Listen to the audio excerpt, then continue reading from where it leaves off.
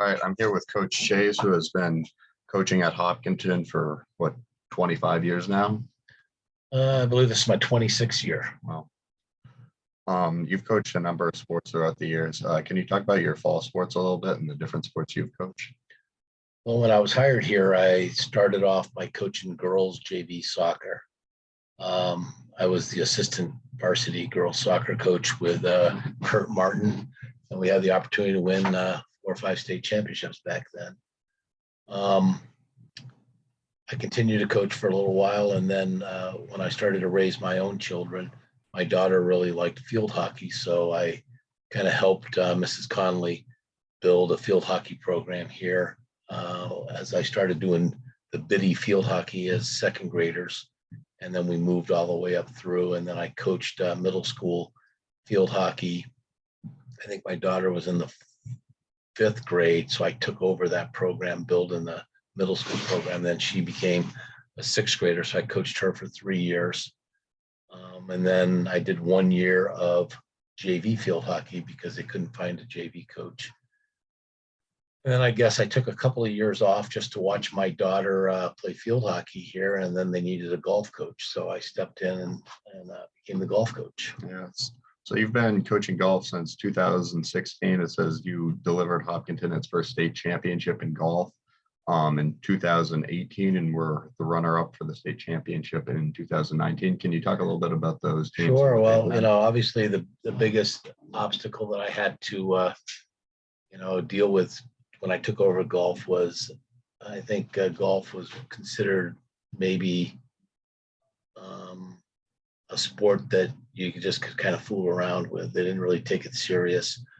So I tried to teach a little bit more about discipline, maybe a little more strategy, focusing on, being golf etiquette and being a gentleman for the game, and coming up with strategies. And as you said, we were able to win a state championship. The funny story is we actually should have won the state championship the next year as well. We ended up going 18-1 that year and tied Littleton when we played them head to head, because I always try to get more golfers than just our top 6. I took some other golfers with us, and we lost by 1 stroke up at Ridgewood. And, I knew we had a great chance to win this championship. We had some really good golfers. Littleton was 18-1 as well. And then on the day of the state championship, we had a monsoon come through and it canceled the tournament. And because they went back to head-to-head record, Littleton was crowned the state champion because of that 1 stroke. Whereas if I would have taken our top 6 golfers, we would have ended up winning that championship as well. But, the golf program has been really good as of late. We've had some great golfers, and I think we're knocking at the door. I just found out we're going back to Division 4 this year. So our next fall, I think we have a really good chance to win it again next year. Yeah, awesome. It says here you have a record of 81-31 as the golf coach. So that's 50 games over 500. That's pretty impressive considering you've coached just over 100 games of golf, or matches rather. But for girls basketball, it says you were the girls basketball coach from 1996 to 2001. You won the first state championship for the Hopkinton girls basketball team in 2001. Can you elaborate a little bit on that? Sure. When I moved here as well, I was coming from Moab, Utah, and when they interviewed me, I was supposed to be the boys basketball coach and baseball coach, as well as a PE teacher. And the plan was I was going to wait 2 years for the AD to retire, and then I was going to take over as the high school athletic director. When I got here, I found out that the boys basketball coach decided he didn't want to leave. So the girls coach had retired as well. So they offered me that job, and I took it. And, we had a couple of decent years right off the bat. Started to teach them how to be a little more competitive. And like you said, in 2000, we won the state championship. I think it was something like 111 and 18 was the record over those 6 years, something like that. So we had a lot of really good success. Then the boys' job opened back up, and I decided, they'd struggled for 6 years. If I remember right, I think they won 19 games in 6 years. So I wanted to really see if I could turn them around. So I switched from the girls program to the boys program, and I think we did. We won 190 games over the next. I can't even remember how many years it was. See, 2002 to 2016, so 15 years. 15 years. How many games? 178. 178 games. So I think when I left Hopkinton, I had, with the boys and girls, I had 305 wins. Going into moving out of here and going to Concord, where I was just looking again for a little bit more of a challenge. So I went to Concord High and coached varsity basketball team there. They hadn't won a game in 2 years, and we won 5 the first year, 7 the second year, and 14 the third year I was there. So I felt that was pretty good. And then I ended up going down to Pinkerton, which is the second largest school in New England, behind Brockton High School. Just over 3,400 kids in it. So I thought that might be fun to have a lot of kids to choose from. And same type of story, Pinkerton was 0-18 and 1-19 the 2 years before I took over. And we were 9-4 my first year because of the pandemic. And then last year we went 20-4. So I've returned 12 guys. So we're pretty excited about this season. That's pretty impressive, I think.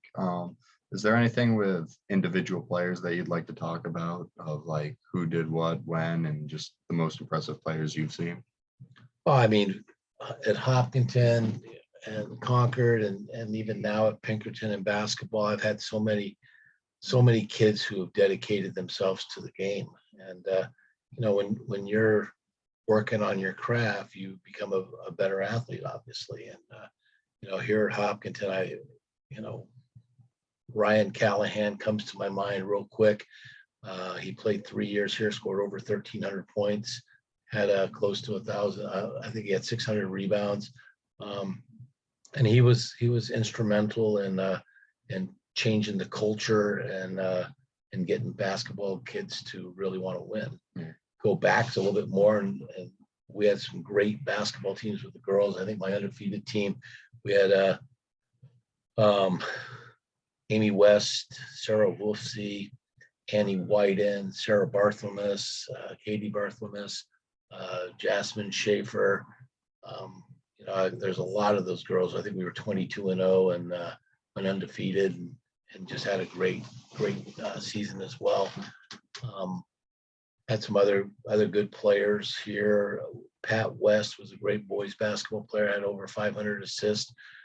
We had Jake Nelson, who ended up with the career rebounding record. Yeah, 410. And then we had the Nichols boys, both had great careers here. Liam McNicholas was a really good player here. Just there's David Brandt had his moments out there. Dave Harrison was a really good player. I mean, a lot of fond memories from a lot of those guys. A lot of kids who really like to get out and go. Yeah, seems that looking through the notes here that in both programs there's a prominent player who stands out. I think for girls basketball it'd have to be Amy West. She had the second most career points, and the only person who had more points than her played 5 seasons here, and she played 4. She has the most or second most career threes, and that's the same case. So she owns a lot of the records for the girls side, and Ryan Callahan owns a lot of it for the boys side. I think he had 3 games where he had a minimum of 35 points. If you look back a little bit closer, I think Ryan had 38 games of over 30 points, and I think he had 5 games of over 40. We had some great games with Bo back in the day, and him and the Chergy boy went head to head, and I think Chergy had 41 and Ryan had 45 one game. It was pretty intense game. Ryan had 45 on February 3rd of 2004 against Bo. And there you go. He had good memory, huh? 42 in another game against Bo. That was December 10th of 2003. He loved playing against Bo. Yeah. So, I mean, there's a lot of good stuff there. Like you were talking about at West for a little bit, he had 186 assists in the 05-06 season, which is the most any player in Hopkinton history has ever had in a single season. So I think he had 500 for his career too. So I mean, that was another. I think he ended up with 506 if I remember right, which is and I think he only fell short of about maybe it was about 45 points from 1,000. So he could have easily had 1,000 points if he hadn't have been so unselfish. all right, moving on to spring sports. You've coached baseball for a long time at Hopkinton since 1997. This past season, 2022, is your last season that we just finished. You've won 3 state championships, had a lot of success winning in 2000, 2012, and again in 2017. Came runner-up in 2019. Had a career record of 309 and 163. Just reach your 300th win this season. What does that mean to you? Well, it just means that we had a lot of really good baseball players here for a lot of years. And, my job was basically to organize them, motivate them, and try to teach them how to play the game the correct way. I don't know if we have a disadvantage being one of the smallest schools in the division or having a huge lacrosse program, but it seemed like, I would end up with a lot of kids who loved to play baseball or who wanted to play baseball. So, when you get kids who really want to work hard and get better, it's easy to teach. And that's what we've kind of had over the years. And, we had a couple of years where we had some really kind of lean years. I can think of we got in 2000 when we won the state championship. The next year, we had a bad snow in the spring and we didn't even get on the field. I mean, actually got a picture over here where we were shoveling the snow. Yeah, right here. This picture where this is April 10th. April 10th, and we still had 2 feet of snow on the ground. And the worst part about that was, we had graduated 11 seniors the year we won the state championship. So sometimes people don't realize, when you have young guys who haven't got a lot of experience, it's really kind of hard to reload or rebuild. And, we ended up having a tough season. I think we went 3-8 because they canceled a lot of the season because of how bad the weather was. But once we got it going again, I give some credit to the McManus family. We got lucky, and Bob and Sherry McManus came to town, and they had 3 boys, and they were spread out enough where Jake started, and then Sam came, and then Ben came, and they were the epitome of baseball kids. They wanted to play ball, so they kind of organized everybody around them and got them all interested in playing. We won a lot of baseball games with that family in town here, or with a member of those guys on the team. We had a lot of success. Yeah, I have stats for that, and they both, like all 3 of them, they hold a lot of the highest ranking stats in the history of the program. Jake, who played from 04 to 07, he had the most ever hits in Hawks baseball history, 101. He had the most runs scored in 94. For Ben, he was 3rd in wins and 3rd in strikeouts with 147 strikeouts and 17 wins. And then Sam had the highest batting average in the history of Hawks baseball for a season. Yeah, hit pretty well one year. He had 660. Yeah, that was 2010. Couldn't get him out. Yeah. Unfortunately, that was his sophomore year, and we thought we were going to be pretty good, and we actually lost in the semifinals to Winnisquam, who had the Cody kid who got drafted by the Yankees, and he beat us 2-0 in the semis. Sam Bonifant pitched for us, but then the next year they were all full of themselves and thought they were just going to cakewalk to the championship, and we did not have a good year, and that kind of led them to the 2012 season when they were all seniors again. they were able to put it together. I think we were 21-1, and we ended up beating Campbell 4-0 in the state championship game. But that was just a collection of great guys who really loved baseball. And Mr. Brandt and I always used to joke we could stand on the hill and they basically practiced themselves. And so, my biggest job was just filling out the lineup card because they were all so motivated to be successful. I think that's a good culture thing just to have in place. Not every school has that. What do you think the best way is to implement that in a school that's lacking that in order to change the culture to improve the team? Well, obviously, you can make up things all you want, but in order to change culture, you got to have success. Kids these days, or kids forever, who wants to participate on a team where it's going to lose all the time? So, you go around and look at the schools and identify what is their successful program, and you'll find the culture of that program usually is pretty good. Here at Hopkinton, with baseball especially, starts when a lot of you guys are little boys as 6-year-olds come into baseball camp. And you wouldn't believe the number of kids that have graduated here from my baseball program who actually went to the camp for years until they became freshmen in high school. Then they got to play with the big boys. So that culture of teaching them how to play the game the right way, and what it means to be part of a team, and how to be responsible, as you got to see this year, it isn't about W's and losses. It's about understanding how to work hard, how to be resilient when things aren't going well, how to motivate yourself to get up in the morning and come hit at 7 a.m. A lot of schools don't do that stuff. In return, what we try to do is give everybody opportunities. I'm looking here at the picture on the wall of us at Cooperstown, giving us a chance. We played at Cooperstown, Doubleday Park, where the greatest players in the history of the game had a chance to play there.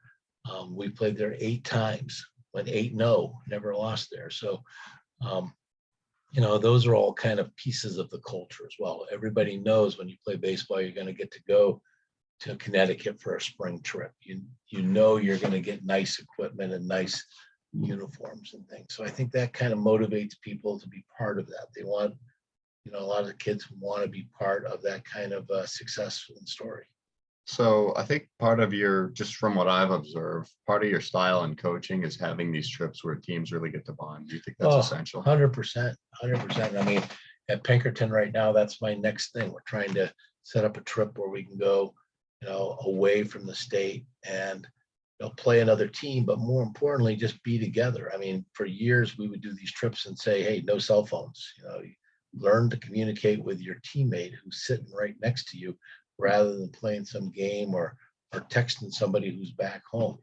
All of a sudden, when you learn to communicate with your teammate, you might find that you guys got a lot more in common than you might think. And then all of a sudden, you start caring about each other a little bit more, and you're picking each other up when somebody strikes out or somebody makes an error because you've learned how to communicate with them. So yeah, that's 100%, part of what we try to do here is just really learn how to get along. I mean, look at this team this year. I mean, I think they were pretty close. I mean, we have a lot of teams, that are very close. And I've said that for years too, whether it's basketball or baseball or you name the sport, a team that likes each other usually wins, usually has success on or off the field. So just for people who don't know, we went up against the Monadnock Huskies and we lost recently.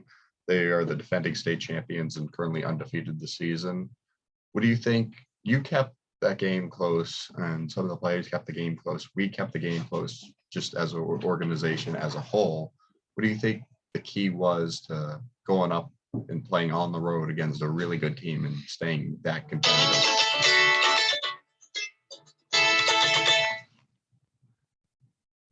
Well,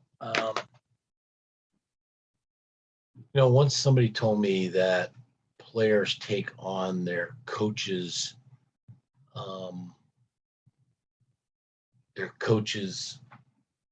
competitiveness. And I don't think anybody's going to doubt or argue that I'm not a competitive person. So I think, when the coach goes in believing that he or the team can win, I think a lot of times the players jump with you and decide they're going to do that.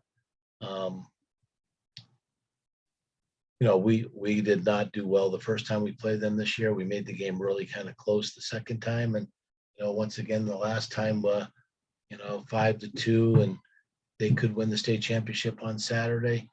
I don't think there was any shame. We made a couple of tough errors, but, at the end of the day, as I said to everybody after the game, nobody quit.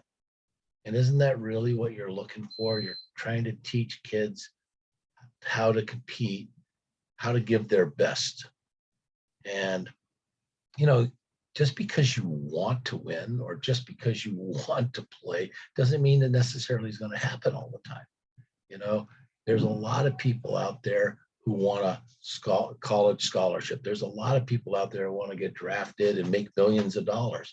That doesn't necessarily mean it's going to happen. What we want to teach is, did you give everything you had? Because when the last pitch is thrown or the last swing of the bat, can you look at yourself in the mirror and say, hey, I gave everything I had to not only myself, but to my teammates, my school. And I think, for me, yeah, like you said, this was my last year. I'm going to retire, not just from 26 years here at Hopkinton, but, 37 years of coaching varsity baseball. I still get, messages or phone calls or stuff from former players who have told me that they were prepared for life. And I think that's what a coach does. We're trying to prepare each player for life. And hopefully, it was really, I told my wife it was really special.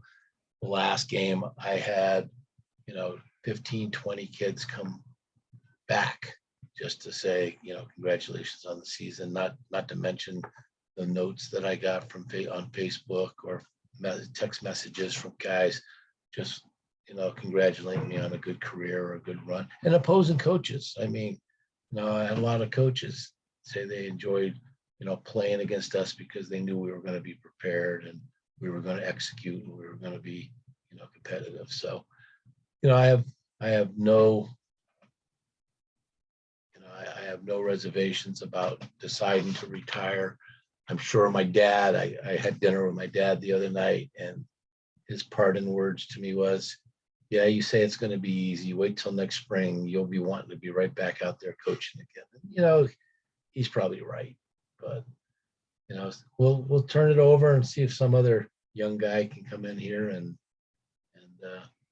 keep the program going.